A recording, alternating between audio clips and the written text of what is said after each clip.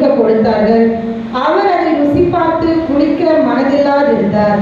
அவரை சிலுவை அறைந்த பின்பு அவர்கள் சீட்டு போட்டு அவருடைய வஸ்திரங்களை பங்கிட்டுக் கொண்டார்கள்.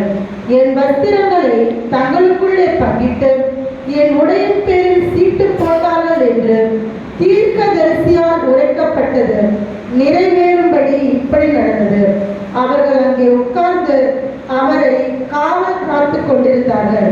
அன்றியும் அவர் அடைந்த ஆக்கினியின் முகாந்தரத்தை காண்பிக்கும் பொருட்டு இவன் யூதருடைய ராஜாவாகிய இயேசு என்று எழுதி அவர் சிரசுக்கு மேலாக வைத்தார்கள். அப்பொழுது அவருடைய வலது பக்கத்தில் ஒருவனும் அவருடைய இடது பக்கத்தில் ஒருவனுமாக 2 கள்ளர் அவரோடு கூட சிலுவையில் அறையப்பட்டார்கள்.